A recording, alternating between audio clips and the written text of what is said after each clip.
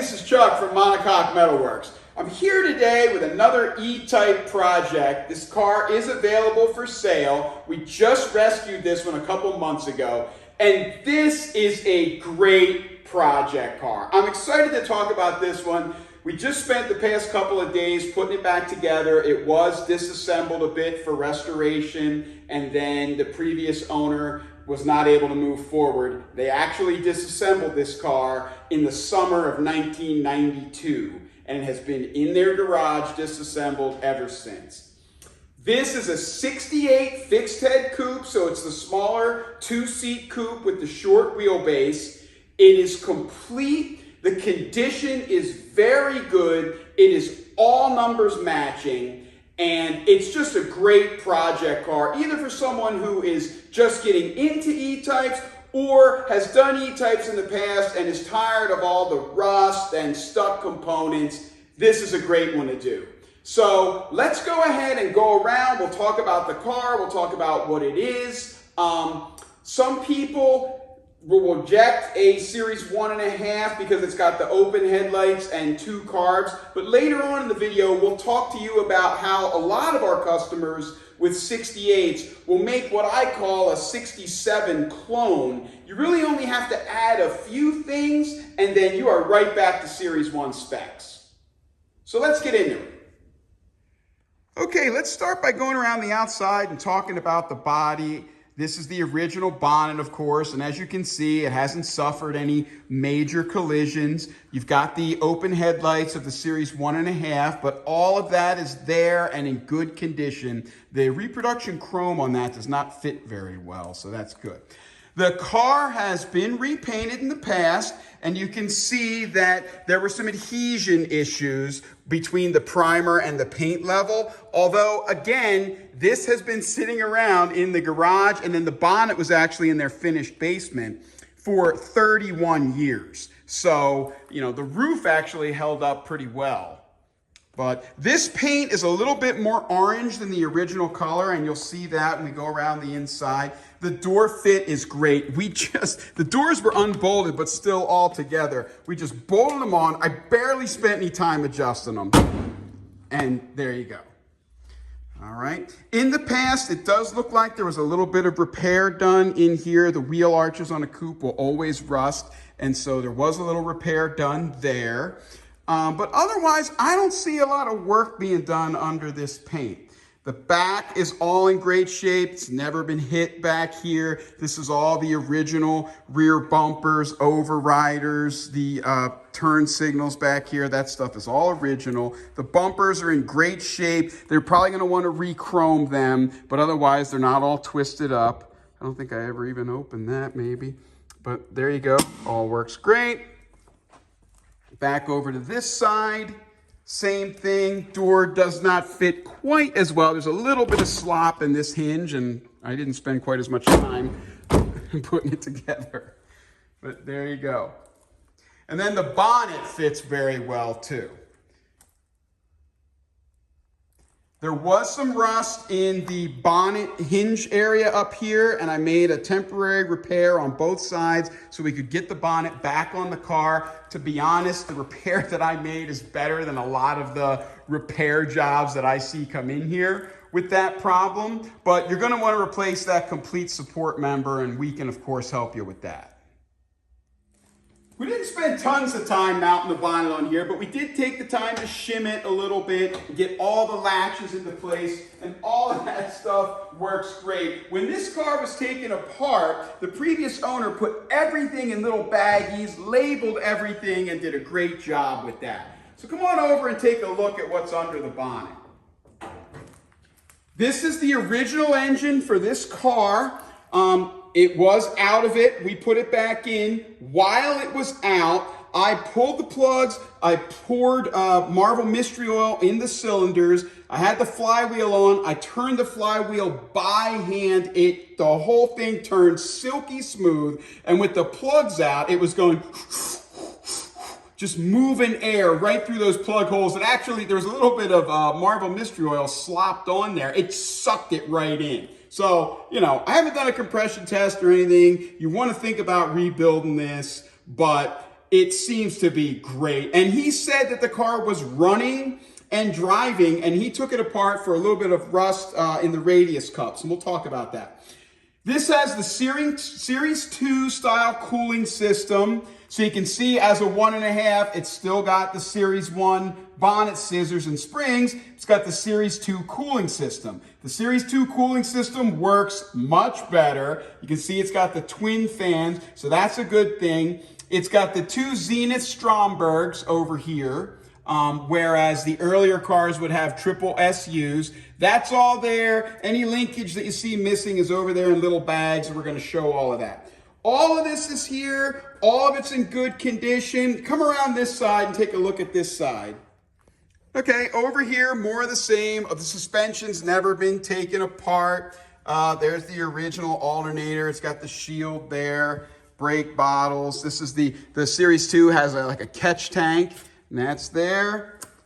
There's your heater. No battery, obviously. All right. This is the short wheelbase coupe, so it's got the 3 wipers that everybody likes to see on an E-Type. I can't remember if this windshield... Yes, I think this is a replacement windshield. The windshield's excellent. And actually, all the glass on this car is excellent. This car has all clear triplex glass. The side windows look just as good as these quarter windows. One thing that was a little odd is that the rear hatch glass is tinted. I don't think it's been replaced. This car has a heated rear window, and the heated rear window that's made by Triplex has these little microscopic wires in it that you just cannot see at all, but they are in there. It's impossible to get them on film. This car is all numbers matching. This is the original data plate. I've covered up the last 2 digits for privacy, but you can see that was taken off and I riveted it back on. The previous owner was getting ready to do a little bit of rust repair and then I assume repaint the whole body. So they took all these plates off. There's the seatbelt plate, little made in England plate, and the data plate. It is a matching numbers engine. I checked the engine. It's on the block. It's on the flywheel. The gearbox matches and the body matches. The body tag was also taken off. There's a little corrosion on it. I riveted that back on.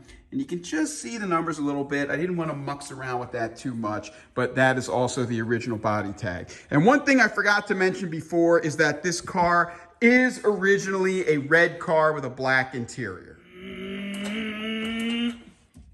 Speaking of the interior, here I am inside. And this car has its original black interior, and it looks to be in a good enough condition that you could restore the seats like I did on my 66 for that original patina. Come on in and take a look. You know, this is all the original leather. The seats have a leather facing in a 68, and then the back is vinyl. I don't know if you can really see here, but they don't have that chrome hockey stick. These are the same as a Series 1 seat, except they also recline in addition to folding forward, and that's why you see this little mechanism down here. Now, the whole console part is the same. There's your cubby box. And actually, inside of here, I wanted to show you, here are the keys. There's some originals and the new ones. So that's pretty cool. All right, there's your little ashtray there. Here's the shifter. No radio in it. The radio was taken out, but this is all the original radio console. Again, this vinyl is in excellent condition. This is actually a leather face here. But then this is vinyl, and this is kind of like a rubberized vinyl thing. Now, this is the Series 2 dash arrangement. So you can see it has rocker switches instead of the toggles that a Series 1 would have. Now, the reason they did this was for safety. When you get into an accident, they didn't want all these things sticking out that you could run into. And that would seem like that's not really true. But when I was a kid, I actually hit a woman kind of turning. I kind of just bumped into her a little bit, and a buddy of mine and I were in there, and he had a girl sitting on his lap, and she moved forward and cut her knee on one of those switches just a little bit. But that's how I know that that does happen. And then with the same thing, you don't have the the choke that goes up and down here, you've got a nice flat thing that you can't get in trouble if you run into. It's got the clock in the center instead of down here in the tack. It's in the center of the gauge there. But look at the condition of the gauges. I mean, it's excellent. This stuff is in great shape. Over here, you see your little indicator light for the heated rear window. All right. This is the original steering wheel. It's got the original center horn push. Although, even though this moves, a 68 horn is actually on the end of the turn signal stalk, but that's easy to change. You've got your warning light here. The hazard warning is right there in the center instead of down here on like a 67, it was a little panel. They've got it right there. Again, look through the windshield. It's excellent.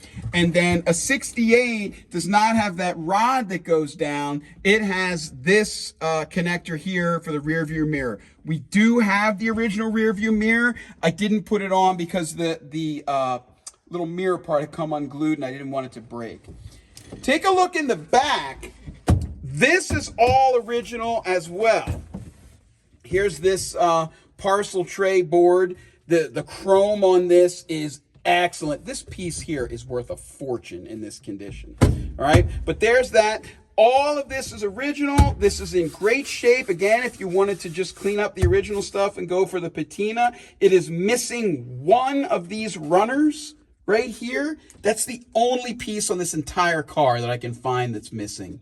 I think I might have one upstairs, and if I do, I'll throw it in. You look back there at the window, you can see the wires hanging down. The glass was out of this, and I put the glass back in, and just to make absolutely sure I didn't damage the wires, you can see I gouged out that rubber seal because it's totally shot on the outside. And those are the original wires for the heated rear window. So that's all in great shape. Same thing with the latches. You can see that the latch over there is in all the original CAD plating. So all the components on this are really in great shape. Again, we hooked up this stuff that was taken apart. Here's the original latch. Doesn't have quite the springiness it's supposed to, but we'll go ahead and open the rear hatch here, and then you can just take a look going in there like that. Now, if you look over here, this is the original red of this car. So it's just a little bit darker. It's got a little less orange to it. Okay, so as I mentioned before, the car was very much disassembled, but not too bad. The doors were taken off and set aside intact. The bonnet was taken off, set aside intact. The engine was pulled out, set aside intact. And I keep reiterating that because a lot of times the doors were taken off and then completely disassembled as well. But that wasn't the case here, so that's all virgin inside of there. What was taken apart was very carefully labeled and bagged. Come over and take a look at this, for example. Here is, you never see this, all right? Here's all these little screws. Usually these are all just laying in the bottom of the tub. And then look, he dated every one of these bags, which was kind of neat for me because I was just remembering what I was doing that part of my life. I was just a kid back then, still driving my car in college.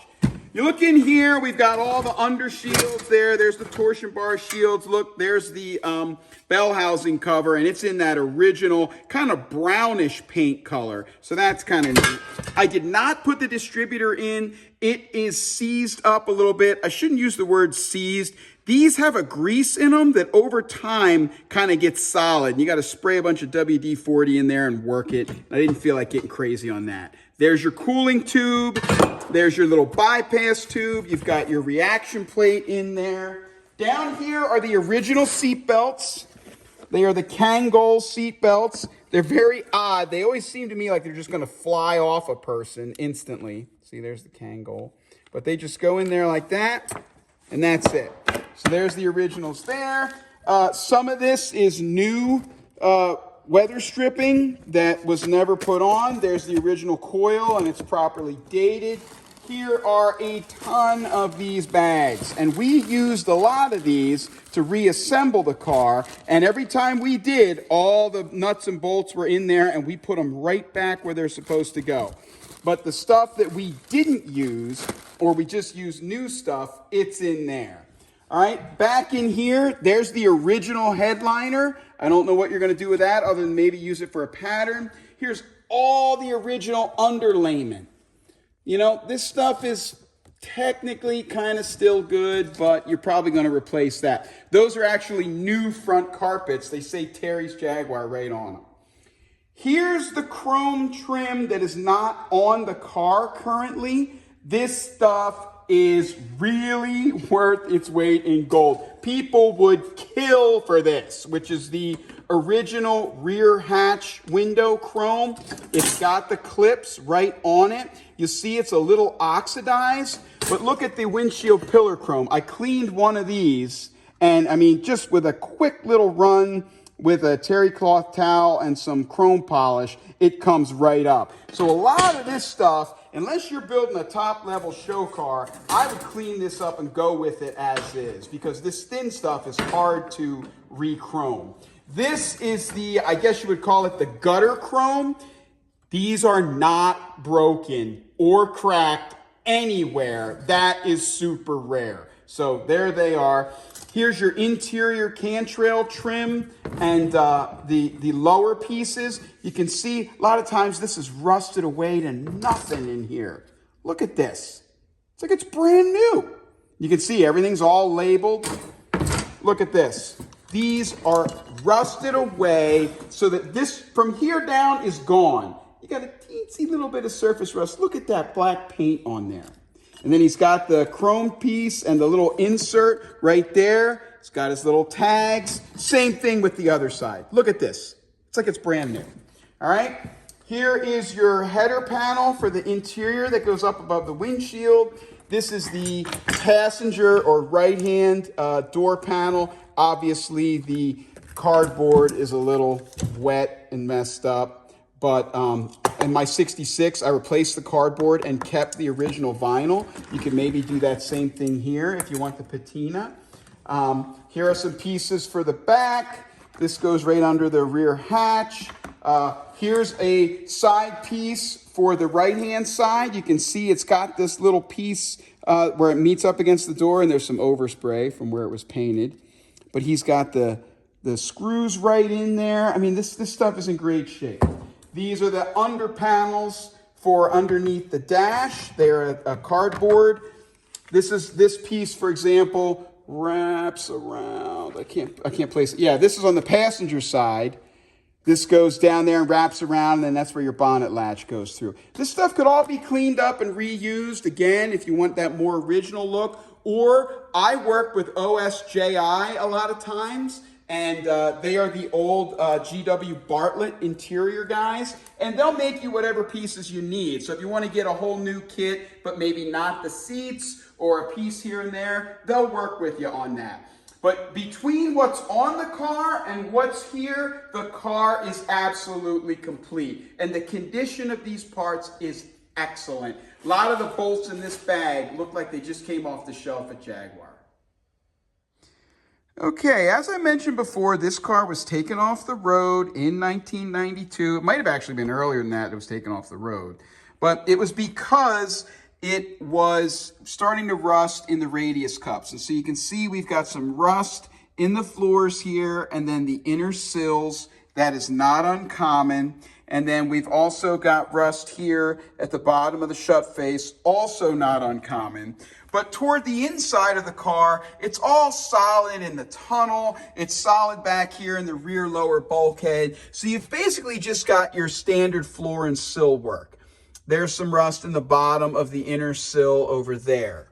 So I'm thinking that you can maybe patch the lower section of the inner sill on the passenger side and then replace the inner sill on the driver's side. So you've already got some rust here, and I imagine there's some rust there. And then you're going to get two new outer sills. So maybe some repairs were done on the outer sills in the past. Doesn't really matter. You're going to get those new. And then it looks like you are going to need a new boot floor. Also very common. There's some rust there. But you don't see all of the massive rust. We've actually put this panel in, but a lot of times it's all rusted out in there. Don't have any of that. You can see that we don't have any buckling here on either side from any type of rear end collision. It's all good here. I'm trying to turn this around while I'm talking, but it's all good.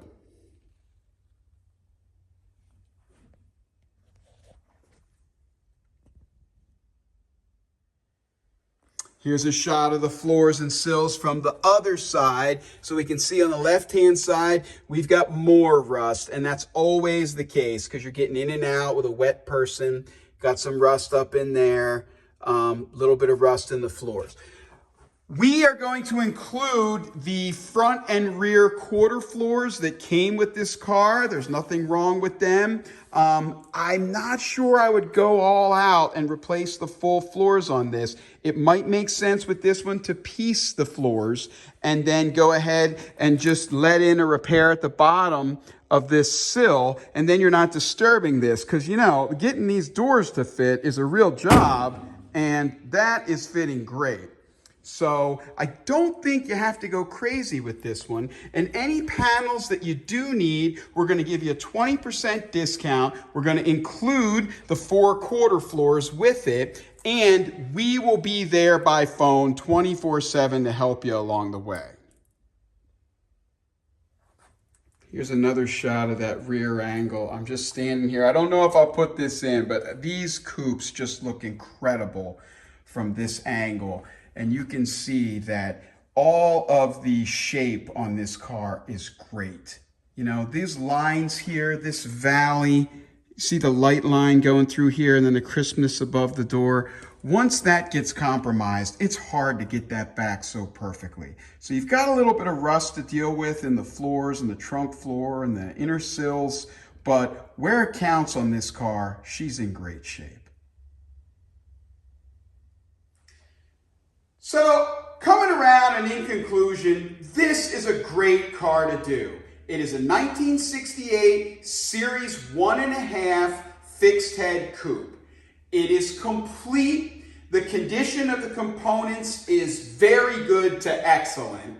It is all numbers matching. It is originally red with a black interior. We have a clear US title, and it rolls. You can put it in gear to stop it. It checks all the boxes for a great E-Type project car. Some people do prefer a Series 1. If you do, it's a simple matter to cover the headlights with our conversion kit. And if you do decide to go that way, you'll get 20% off that kit. Some people do prefer the triple SUs over the 2 Stromberg Zenith carbs. And that is also a simple matter of bolting on the kit. It's not even a kit. You can just buy all of the Series 1 components new and bolt them right on. But even if you don't do that, I love the 68 headlights, actually. I think they look very good with the thin chrome around there. And this is just a good, honest project car that's been hibernating for 30 years in a nice, clean, relatively climate-controlled garage. And you can see that the condition is very good. So I don't expect this one to last too long. Give us a call and we can put you into this car and you can start your E-Type restoration dream. Thanks for watching.